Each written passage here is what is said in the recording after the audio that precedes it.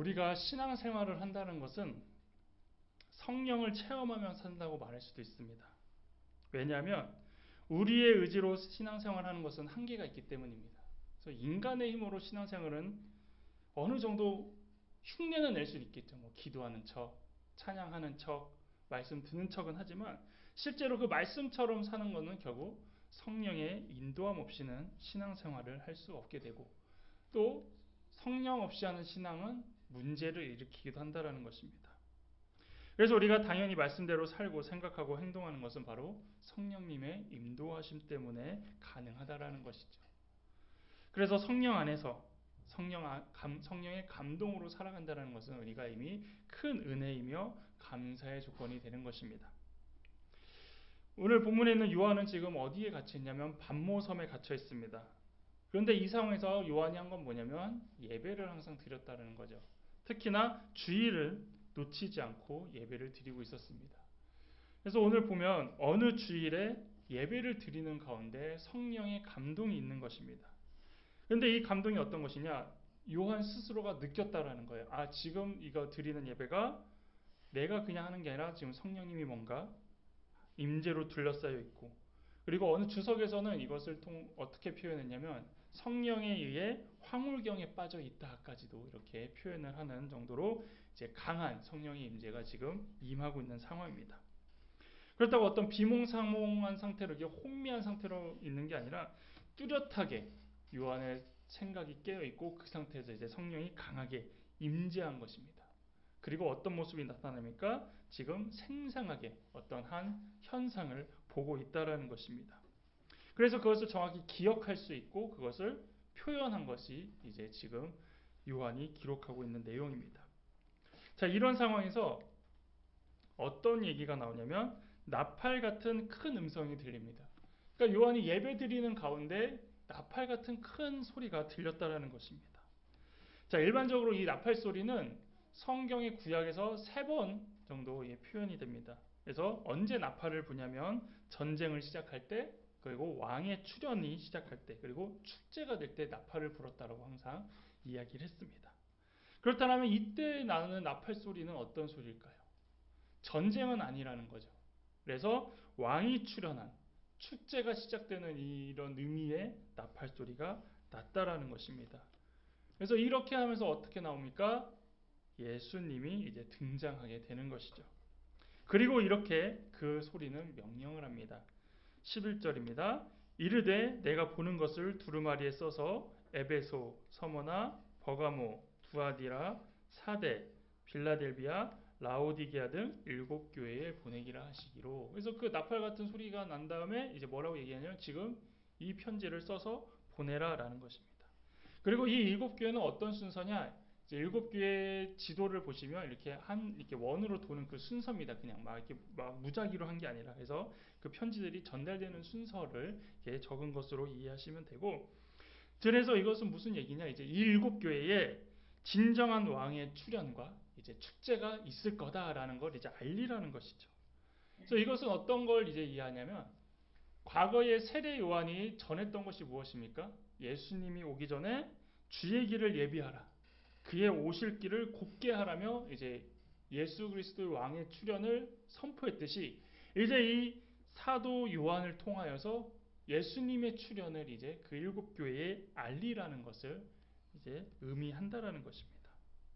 자, 이렇게 해서 이 음성이 나온 다음에 지금 예수님의 그 등장에 대한 것이 나온 다음에 이제 어떤 모습이 나오냐면 이 음성을 들려준 예수님에 대한 설명이 이제 나옵니다. 그 왕이 어떤 왕이냐? 13절에서 16절을 한번 더 이렇게 보겠습니다. 촛대 사이에 인자 같은 이가 발에 끌리는 옷을 입고 가슴에 금띠를 띠고 그의 머리와 털의 희기가 흰 양털 같고 눈 같으며 그의 눈은 불꽃 같고 그의 발은 풀무불에 단련한 빛난 주석 같고 그의 음성은 많은 물소리와 같으며 그의 오른손에 7별이 있고 그의 입에서 좌우에 날성검이 나고 그 얼굴은 해가 힘있게 비치는 것 같더라. 이게 무슨 얘기냐? 이게 예수님이에요. 지금 머릿속으로 상상이 되십니까? 이게 표현이? 여러분이 생각하는 예수님의 표현은 어떤 모습입니까? 그동안 어떤 성화에 나타나는 그냥 한 인간으로서의 예수님인데 지금 23절에서 16절에 표현된 게 그 예수님이라는 거죠. 그래서 이렇게 표현된 예수님은 아직 그려본 게 없는 것 같아요. 그 어떠한 뭐 부분에 대해서는 표현했지만 이 전체를 드러나는 성화는 아직 저는 본 적이 없는 것 같아요. 근데 잘 보면 이게 그렇게 그릴 수도 없다라는 거죠. 그냥 인간적인 예수님은 우리가 많이 상상해 볼 수 있지만 지금 이 표현대로 예수님을 그릴 수는 없다라는 겁니다. 그렇다면 이것은 어떤 걸 의미하는 걸까요? 예수님의 그런 어떤 모습들, 단순히 그냥 인간적인 모습이 아니라 그 의미 하나에 예수님의 그 성품과 그 다음에 예수님이 하시는 것들이 다 이제 감춰져 있는데요. 먼저 발에 끌리는 옷을 입고 가슴에 금띠를 띄었다고 합니다. 이것은 어떤 복장이 생각나십니까? 여러분 아시는 가운데 구약의 제사장의 복장. 그래서 출애굽기 28장 4절에 나오는데요. 제사장의 옷 중에 금띠를 이제 가슴에 띠는 것이 나오고요. 그래서 이제 예수님의 제사장적인 걸 이제 드러나는 것입니다. 그래서 이렇게 복장을 입으시고 이제 일곱 그 촛대 사이로 이제 간다라는 것. 이것은 성소 안에 제사장이 있는 듯한 예수님이 지금 그런 모습으로 계신다라는 이런 제사장의 이미지를 상상하시면 됩니다. 그래서 여기서 예수님은 일단 대제사장으로서 어떤 성소 안에 계신 제사장으로서의 모습으로 딱 자신을 보여주신 것이죠. 자, 다음은 이제 어떤 내용이 나오냐? 머리털의 희기가 흰 양털 같다라는 겁니다. 이거는 어디에 이제 출처가 나오냐면 다니엘 7장 9절에 내가 보니 왕자가 놓이고 옛적부터 항상 계시니가 좌정하셨는데 그의 옷은 희기가 눈 같고 그의 머리털은 깨끗한 양의 털 같고 그의 보좌는 불꽃이요 그의 바퀴는 타오르는 불이며 라는 그 부분을 이제 가지고 와서 요한이 표현한 것이죠. 그래서 여기서 흰 머리는 무엇을 의미하냐면 인간적으로는 존엄과 축적된 지혜. 그러니까 머리가 하얘졌다는 건 그만큼 나이가 있다라는 것이고 그것은 사람의 어떤 지혜를 이제 표현한 것이라면 이제 계시록에서의 흰색은 이제 순결, 명예, 승리를 상징하고 있습니다. 그래서 흰 머리털은 그리스도의 영원하시고 지혜로우시며 성결하신 것을 이제 상징하는 표현이라는 겁니다. 그래서 이렇게 이제 표현을 이제 요한은 했고요. 그 다음 나타나는 것이 그의 눈은 불꽃 같았다. 우리가 봤을 때 뭐 이제 막 이글이글하는 막 그런 표현으로 볼 수 있는데 이것은 다니엘 10장 6절에도 또 이런 표현이 있다라는 것이죠. 그래서 이것은 신적 통찰력. 그래서 예레미야 17장 10절에 나오는 공의를 표현할 때 나타나는 것이고 모든 인간은 이 불꽃 같은 그리스도 눈앞에 아무것도 감출 수 없는 밝은 것을 의미하고 있습니다.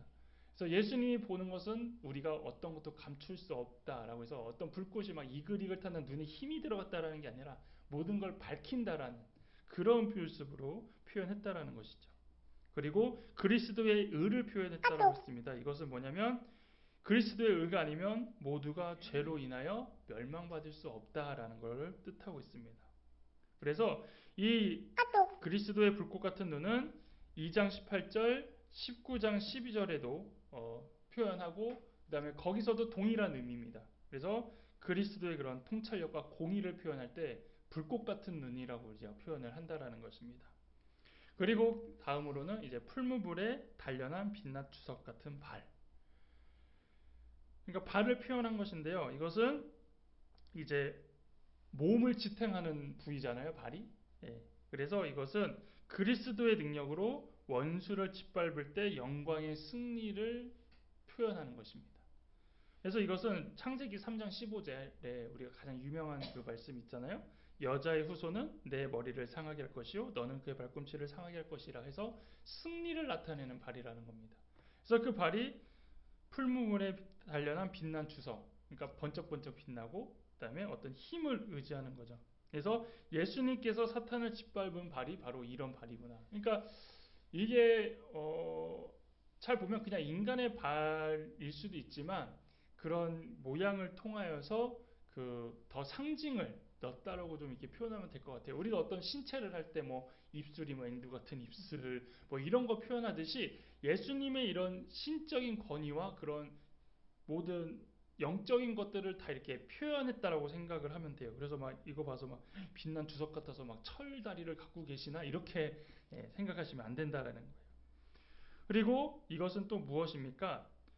예수님의 발은 처음에 이 땅에 왔을 때는 어떤 모습이에요? 가장 연약한 부분이었어요. 왜냐하면 십자가를 지고 가실 때 상처난 발이었습니다. 그리고 십자가에 매달렸을 때는 못 박혔던 발인 거예요.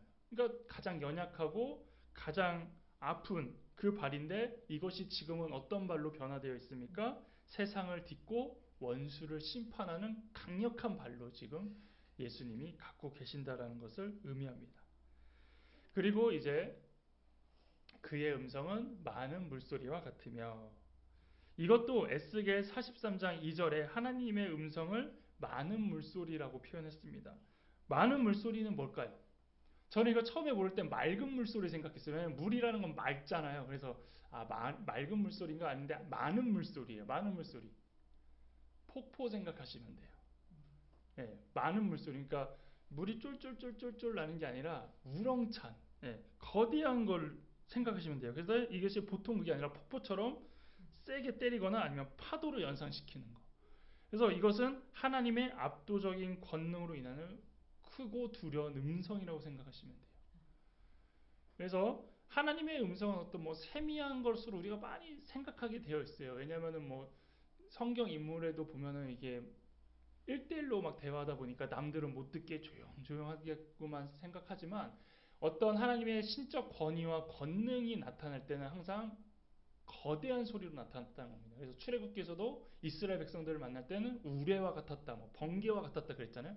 어마어마하게 쩌렁쩌렁하듯이 그거 생각하시면 돼요. 그래서 많은 물소리처럼 큰 소리. 근데 그런 소리는 벌써 압도당하잖아요. 소리에 막 우렁차니까. 그거를 의미하시면 생각하시면 되고, 이것은 뭐냐? 이제 마지막 날 이 주님의 음성은 최후의 심판을 알리는 거대한 음성. 그러니까 예수님의 한마디로 인하여서 이제 그 권능이 나타나기 때문에 죄인들에게는 그 한마디 한마디가 얼마나 두렵겠어요. 그렇죠? 그거를 이제 의미해서 그 소리를 듣는 불신자들은 두려움과 공포에 떨게 될 것이고, 우리는 어떨까요?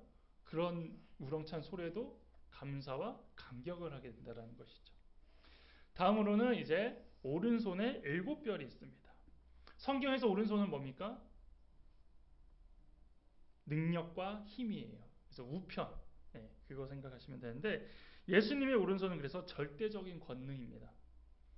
그리고 7별은 교회를 지키는 하나님의 천사들을 이야기하고 있습니다. 그래서 예수님께서는 천사들을 세워서 자신이 세운 교회들을 지키고 있다는 거예요. 그리고 그 천사들도 결국 예수님의 권능 안에 있다는 것이죠. 그래서 그 권능으로 하나님의 자녀들을 지키는 역할을 하고 있다는 것.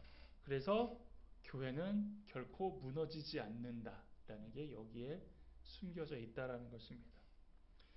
교회가 아무리 어렵고 힘들고 고난을 당해도 넘어지지 않는 이유, 바로 이것 때문이죠. 하나님이 붙잡고 계시기에.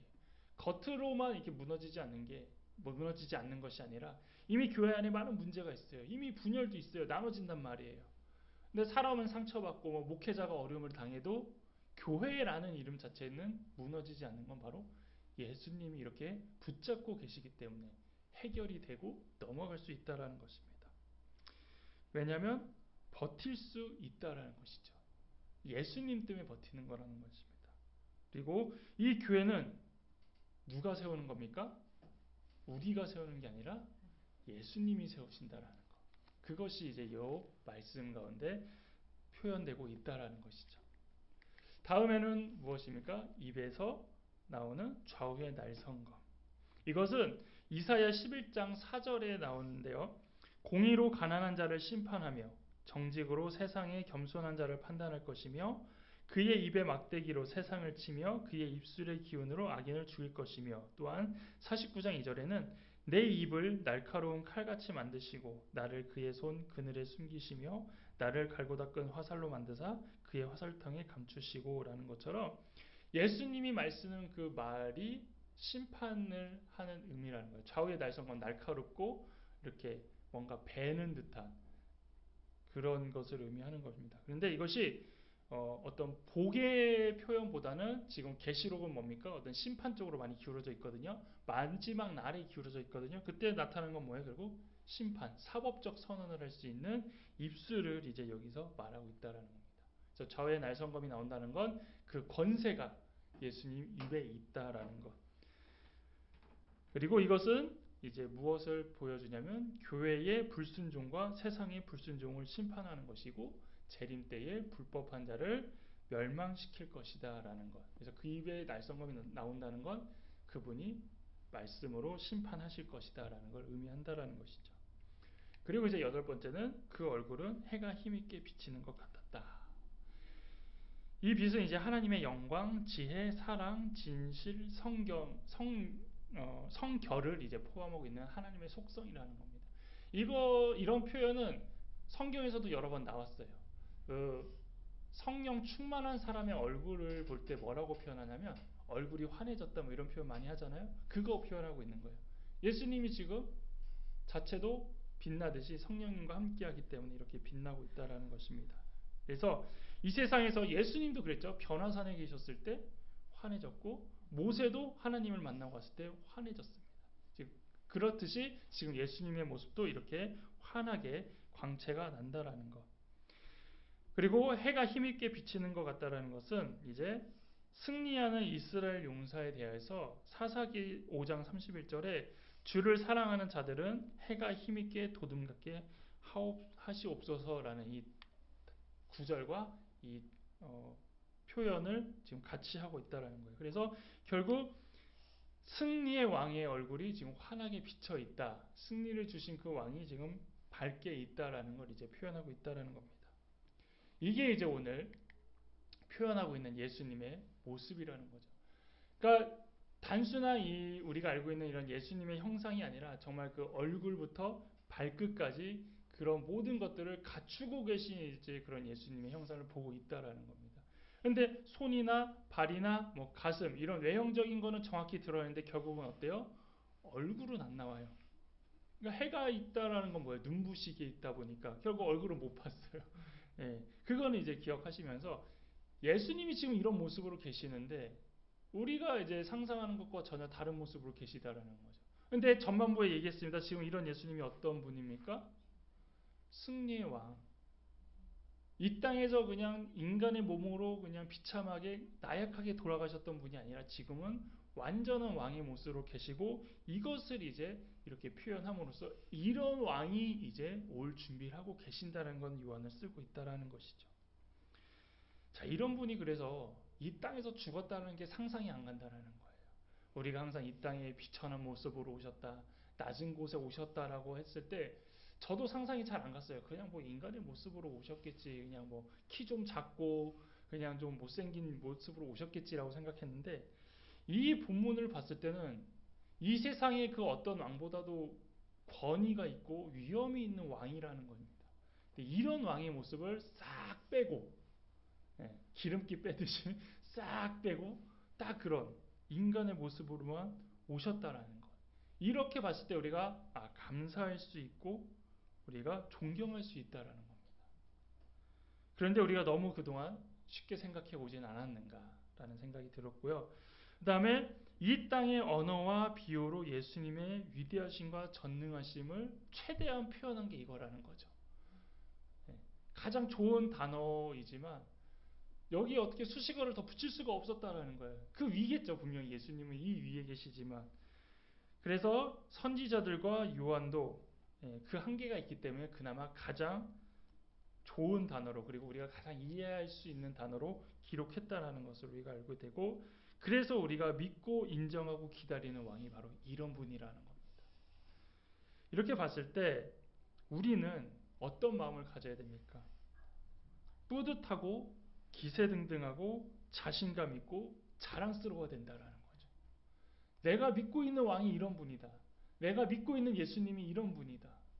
그냥 십자가에 못 박혀 돌아가서 힘없이 돌아가신 분이 아니라 앞으로 만날 왕, 지금 나와 함께 하시는 왕이 이런 분이라고 생각한다면 자랑할 수 있어야 되고 기뻐할 수 있어야 되고 더 이 신앙생활에 대해서 자신감이 있어야 되는데 과연 이런 모습으로 우리가 살아가고 있냐라는 겁니다.